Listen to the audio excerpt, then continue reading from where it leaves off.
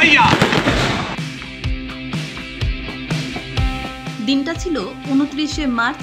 Durgapur club সমন্বয়ের পরিচালনায় শিল্পনগরীর বুকে নেহরু স্টেডিয়ামে সগৌরবে শুরু হয়েছিল দক্ষিণবঙ্গের সবথেকে বড় বিগ ব্যাশ ধামাকা ক্রিকেট টুর্নামেন্ট 2024 সিজন 2। অতঃপর 4 এপ্রিল অনুষ্ঠিত হয় এই টুর্নামেন্টেরই মেগা ফাইনাল।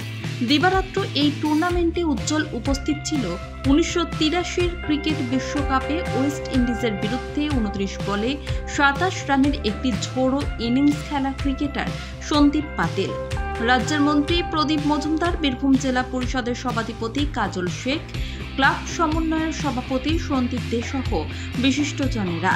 এদিন প্রাক্তন ক্রিকেটার সন্দীপ পাতিলকে মাঠে উপস্থিত দর্শকদের উদ্দেশ্যে জার্সি ও টেনিস বল দিতে দেখা যায়। এরপর সন্দীপ পাতিল সাংবাদিকদের মুখোমুখি হয়ে প্রথমেই এত বড় একটি টেনিস ক্রিকেটের আয়োজন করায় উদ্যোক্তাদের ধন্যবাদ জানিয়েছেন। এই মাঠ সম্পর্কে তিনি দুঃখ প্রকাশ করে বলেন, খুব খারাপ লাগছে, এত সুন্দর মাঠ, এটার সঠিক পরিচর্যা করলে এখানে রঞ্জি ট্রফি খেলা যাবে। মাঠের সঠিক যত্ন নেওয়ার পরামর্শ দিয়েছেন তিনি। की सुविधा है यहाँ पे सारी, यहाँ पे तो रणजी ट्रॉफी होनी चाहिए, ये भी मैं कह रहा हूँ। मैं पहला ही सवाल संदीप जी यहाँ है जो प्रेसिडेंट है, उनको भी मैंने पहला सवाल किया कि यार रणजी ट्रॉफी क्यों नहीं खेली जाती। ये सर सेल का ये ग्राउंड है, स्टील अथॉरिटी ऑफ इंडिया का। तो उनके पास तो बहुत अच्छे ग्राउंड है, भिलई में हो या बुखारा में हो।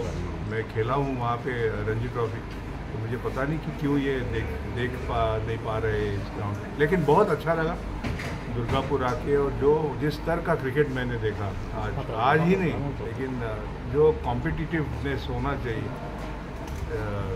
ये बहुत बहुत बढ़िया में। सर आईपीएल चल रहा है अभी, कीर्ति आजाद से आपका कैसा रिश्ता है?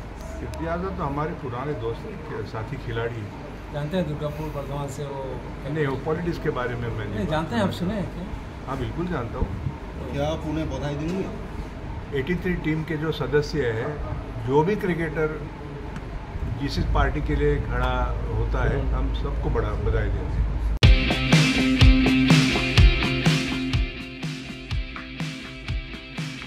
এরপর সাংবাদিকরা তার কাছে জানতে চান, আপনি কি জানেন কীর্তি আজাদ এবার লোকসভা নির্বাচনে প্রার্থী হয়েছেন? এর উত্তরে সন্দীপ পাতিল বলেন, কীর্তি তার বহু পুরনো বন্ধু, এটাই বড় কথা। রাজনৈতিক বিষয়ে কোনো মন্তব্য না করলেও তাকে অভিনন্দন জানিয়েছেন। এরপর এই টেনিস বলের টুর্নামেন্ট সম্পর্কে তিনি বলেন, ভারতবর্ষের এমন কোনো ক্রিকেটার নেই যারা টেনিস বল খেলেননি। এদিন সেমিফাইনালের প্রতিদ্বন্দ্বী দুই দলের অধিনায়ক পরিবেশ বান্ধব স্কুটি চালিয়ে মাঠে প্রবেশ করে। 12টি দলের এই টুর্নামেন্টে দেশের 18টি রাজ্যের নামি দামি ক্রিকেট তারকারা অংশ নিয়েছিলেন। 5 দিন ব্যাপী এই টুর্নামেন্টে একের পর এক খেলায় অংশগ্রহণ করে অবশেষে চূড়ান্ত পর্যায়ে যোগ্যতা অর্জন করে DJ11 কলকাতা এবং MUCC সম্বলপুর। নৈশালকে চূড়ান্ত পর্যায়ের খেলা শুরুর আগে নিভিয়ে দেওয়া হয় বাতিস্তম্ভের সমস্ত লাইট। এরপর প্রায় আধ ঘন্টা ধরে চলে আতশবাজির প্রদর্শন। এরপর দুই দলের খেলোয়াড়দের সঙ্গে পরিচিত হতে মাঠে আসেন বিশিষ্ট অতিথিরা। টস করে খেলার সূচনা করেন দুর্গাপুর ক্লাব সমন্বয়ের সভাপতি সন্দীপ দে। খেলা শুরুর আগে মাঠে ঘুরতে দেখা গেল ম্যান অব দ্য টুর্নামেন্টের পুরস্কার হিসেবে রাখা 4 চাকার গাড়িটি। আর সেই গাড়িতে চেপে মাঠে প্রবেশ করলেন মেগা ফাইনালে প্রতিদ্বন্দ্বী দুই দলের অধিনায়ক। বিগ ব্যাশ ধামাকা ক্রিকেট সিজন 2 মেগা ফাইনাল শুরুর আগে সুন্দর নৃত্য পরিবেশিত হয়। এদিন টসে জিতে MUCC সম্বলপুর ওড়িশার অধিনায়ক অঙ্কুর সিং DJ11 কলকাতাকে ব্যাট করতে আমন্ত্রণ জানায়। প্রথমে ব্যাট করতে নেমে DJ11 নির্ধারিত 8 ওভারে 5 উইকেট হারিয়ে 97 রান সংগ্রহ করে। জবাবে ব্যাট করতে নেমে MUCC সম্বলপুর নির্ধারিত ওভারে 6 উইকেট হারিয়ে সংগ্রহ করে 72 রান। ফলে 26 রানে DJ11 এর কাছে পরাজিত হয়। চূড়ান্ত পর্যায়ের খেলায় সেরা খেলোয়াড় নির্বাচিত হন কলকাতার DJ11 দলের ক্রিকেটার হালচাল যাদব। তার ব্যক্তিগত সংগ্রহ 34 রান। অন্যদিকে এবছরের বিগ ব্যাশের প্লেয়ার অব দ্য টুর্নামেন্টের পুরস্কার 4 চাকার গাড়িটি পুরস্কার হিসেবে পায় MUCC দলের গুরুত্বপূর্ণ ক্রিকেটার করণ আম্বালা। এই টুর্নামেন্টের সেরা ব্যাটসম্যান নির্বাচিত হন নাদিম ধানুরি এবং সেরা বোলার নির্বাচিত হন প্রবীণ শ্রীকান্ডে। এরা দুইজনে পুরস্কার হিসেবে পান পরিবেশ বান্ধব দুটি স্কুটি।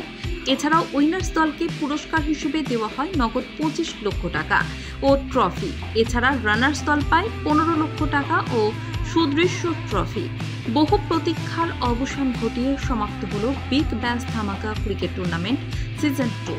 এই দিন একই মঞ্চে দেখা গেল 83 বিশ্বকাপ জয়ী ভারতীয় ক্রিকেট দলের দুই তারকা ক্রিকেটার সন্দীপ পাটিল ও কীর্তি আজাদকে। এই টুর্নামেন্ট দেখতে মাঠে উপস্থিত ছিলেন কয়েক হাজার ক্রীড়া উৎসাহী দর্শক।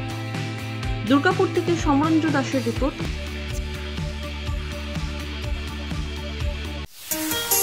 কাজের প্রেসার, চাইছেন একটু রিল্যাক্স, একদিনের উইকেন্ডে শহর থেকে দূরে কোথাও যেতে চাইছেন, কিন্তু যাবেন কোথায় ভেবে উঠতে পারছেন না। চলুন না ঘুরে আসি তারাপীঠ। আর তারাপীঠ মানেই মধু মমতা হোটেল অ্যান্ড রিসর্ট, যেখানে গেলে আপনার মাইন্ড একদম ফ্রেশ। তাজা অক্সিজেন সাথে গ্রাম্য পরিবেশ আপনাকে হাতছানি দেবে। AC deluxe room, swimming pool, gymnasium, indoor games আর সাথে আপনার পছন্দের মতন ডিশ। এছাড়াও যে কোনো সামাজিক অনুষ্ঠানে আজই বুক করতে পারেন মধু মমতা হোটেল অ্যান্ড রিসর্টের ব্যাংকুয়েট হল।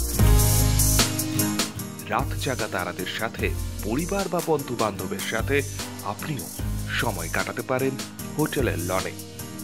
তাই ভুলবেন না, তারাপীঠ মানে hotel Madhu Mamata and resort. ঠিকানা hotel Madhu Mamata and resort, Tarapith, Tarapith road, Indian oil petrol পাম্পের ঠিক বিপরীতেই, তারাপীঠ, বীরভূম। যোগাযোগ নম্বর 9775555599 অথবা 9002410083। বীরভূম মানেই তারাপীঠ, আর তারাপীঠ মানেই মধু মমতা হোটেল অ্যান্ড রিসর্ট।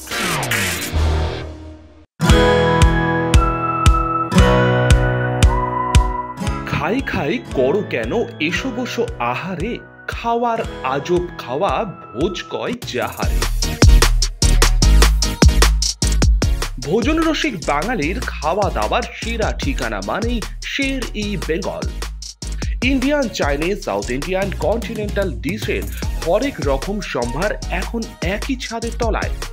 এছাড়াও রয়েছে শের-ই বেঙ্গলের স্পেশাল কিছু আইটেম, যা একবার মুখে দিলেই ভোলার নয়।